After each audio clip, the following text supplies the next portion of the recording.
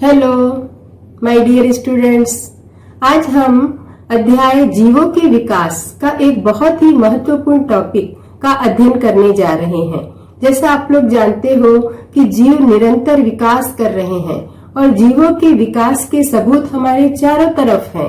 प्रजनन के दौरान विभिन्नताएं उत्पन्न होती है और प्रकृति में दिखने वाले इतने विविध जीव किसी न किसी चयन प्रक्रिया का ही नतीजा है। चयन का अर्थ होता है चुनना, और आज के हमारे इस वीडियो का विषय भी यही है, चयन और विकास। यह चयन की क्रिया दो प्रकार से होती है। पहला है प्राकृतिक चयन और दूसरा कृत्रिम चयन। प्रकृति में सभी जीव सर्वाइवल के लिए प्रतिस्पर्धा करते हैं। एक ही जाति के बीच प्रतिस्पर्धा से नए जीव विकसित होते हैं। डार्विन ने ये देखा कि एक ही जाति के जीवों में बहुत अधिक भिन्नताएं होती है। जो उनके पर्यावरण के अनुकूल है, ऐसे जीव का सर्वाइवल करने की संभावना अधिक होती है, और दूसरी तरफ जो जीव अपने वातावरण के साथ समायोजित नहीं हो पाए, वे सर्वाइवल नहीं कर पाए और फिर धीरे धीरे आबादी से गायब हो गए। प्राकृतिक चयन द्वारा प्रकृति में योग्यतम को चुना जाता है, जो सबसे उपयुक्त है और सभी प्रकार की परिस्थितियों का सामना करने में सक्षम है। यही डार्विन का प्राकृतिक चयन का सिद्धांत है। इसी सिद्धांत को डार्विन ने अपनी पुस्तक on the origin of species में दिया था।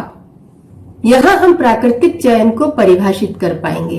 प्राकृतिक चयन यानी प्रकृति में स्वतः चलने वाली प्रक्रिया। प्राकृतिक चयन में चयन की प्राकृतिक प्रक्रिया शामिल होती है, जिसमें भौगोलिक परिस्थितियों के अनुरूप लक्षणों का चयन होता है। आइए एक उदाहरण को देखते हैं। दक्षिण अमेरिका के इक्वेडोर नामक देश के पास गलापागोस नाम का एक टापू है। इस गलापागोस द्वीप समूह में फिंच पक्षियों की एक प्रजाति से विकसित 14 छोटी प्रजातियों के फिंच पक्षियों का समूह है। सभी प्रकार के फिंच एक ही प्रजाति से विकसित हुए हैं, लेकिन अलग अलग टापू पर रहने वाले फिंचों की चोंच में विविधता थी, क्योंकि किसी टापू पर कीड़े थे तो किसी टापू पर कठोर आवरण के बीज, तो कहीं नरम फल वाले पौधे, जिनकी विविधता चोंच में अंतर में दिखी। कार्य के अनुसार चोंच में विविधता आई। कुछ फिंच पेड़ पे रहने वाले थे तो कुछ जमीन पर रहने वाले फिंच थे। अलग अलग चोंच वाले फिंचों का भोजन भी अलग अलग था। कुछ कलियां खाते थे तो कुछ कीड़े खाते थे, कुछ बीज तो कुछ फिंच कैक्टस के फूल खाते थे। अलग अलग टापू में अलग अलग परिवेश में ये फिंच जी रहे थे। ये इसलिए संभव हुआ क्योंकि फिंच की जातियों में विविधता आई, अन्यथा प्रकृति द्वारा उनका चयन नहीं हुआ होता और वे लुप्त हो जाते। यही प्राकृतिक चयन है। दूसरा प्रकार का चयन है कृत्रिम चयन। मनुष्य द्वारा पसंदीदा लक्षणों का चुनाव करके जीव उत्पन्न करने की प्रक्रिया को कहते हैं कृत्रिम चयन। यह एक मानव निर्मित चयन की प्रक्रिया है। आज के धान गेहूं की हजारों किस्में कृत्रिम चयन की प्रक्रिया से ही विकसित हुई है। पालतू जानवरों जैसे कुत्तों की विविध प्रकार की आधुनिक नस्लें कृत्रिम चयन प्रक्रिया का ही परिणाम है।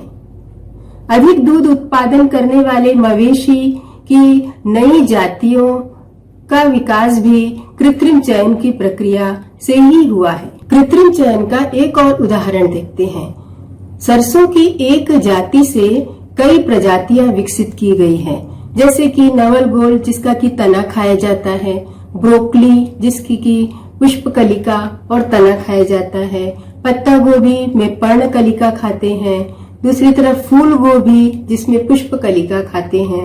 ये कृत्रिम चयन द्वारा ही संभव हो पाया है। आओ बच्चों, इस टॉपिक पे आधारित कुछ प्रश्नों को हल करते हैं। जैसे पहला प्रश्न है, मनुष्य द्वारा पसंदीदा लक्षणों का चुनाव कर जीव उत्पन्न करने की प्रक्रिया को क्या कहते हैं? इसका उत्तर होगा, मनुष्य द्वारा पसंदीदा लक्षणों का चुनाव कर जीव उत्पन्न करने की प्रक्रिया को कृत्रिम चयन कहते हैं। क्वेश्चन 2, क्या प्राकृतिक चयन कृत्रिम चयन जैसी ही कोई सोची समझी संपादन की प्रक्रिया है? इसका उत्तर है, प्राकृतिक चयन एक उद्देश्य को लेकर किया गया रचनात्मक कार्य नहीं है। यह तो एक बगैर सोची समझी संपादन की प्रक्रिया है। क्वेश्चन 3, पालतू कुत्तों की आधुनिक नस्ल किस प्रक्रिया के फलस्वरूप बनी है? यहाँ 4 विकल्प हैं, प्राकृतिक चयन, कृत्रिम चयन, यौवन चयन और कार्य चयन। सही उत्तर है कृत्रिम चयन। क्वेश्चन 4, प्राकृतिक चयन और कृत्रिम चयन में अंतर लिखिए। प्राकृतिक चयन में चयन की प्राकृतिक प्रक्रिया शामिल है जो सबसे उपयुक्त है, जो सभी प्रकार की परिस्थितियों का सामना करने में सक्षम है, जबकि कृत्रिम चयन में कृत्रिम प्रक्रिया शामिल होती है जहां नए जीवों में वांछित पात्रों के पक्ष में चयन किया जाता है। प्राकृतिक चयन में बचने की संभावना बढ़ जाती है, जबकि कृत्रिम चयन में पात्रों का चयन कृत्रिम रूप से किया जाता है, इसलिए नई नस्ल के जीवित रहने की संभावना जोखिम में है, चाहे वो पौधा है चाहे जंतु। प्राकृतिक चयन में प्रक्रिया धीमी और लंबी होती है, जबकि कृत्रिम चयन की प्रक्रिया तेज होती है। प्राकृतिक चयन में स्वयं नियंत्रित क्रिया है और कृत्रिम चयन मानव द्वारा नियंत्रित है। प्राकृतिक चयन में चयन का प्रकार प्राकृतिक है, कृत्रिम चयन में चयन का प्रकार मानव निर्मित है।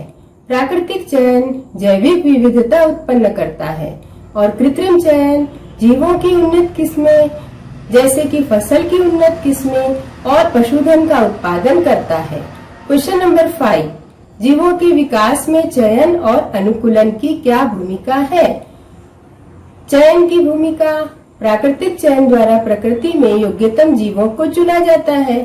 जैसे कि जब मच्छरों को नष्ट करने के लिए डीडीटी कीटनाशी का पहली बार प्रयोग हुआ तो अधिकांश मच्छर नष्ट हो गए, लेकिन कुछ उत्परिवर्तित हो गए। उन मच्छरों पर डीडीटी का कोई प्रभाव नहीं पड़ा, वे जीवित रहे। पीढ़ी दर पीढ़ी उनकी संख्या में वृद्धि होती गई। इस प्रकार डीडीटी प्रतिरोधी मच्छर की नई प्रजाति उत्पन्न हुई।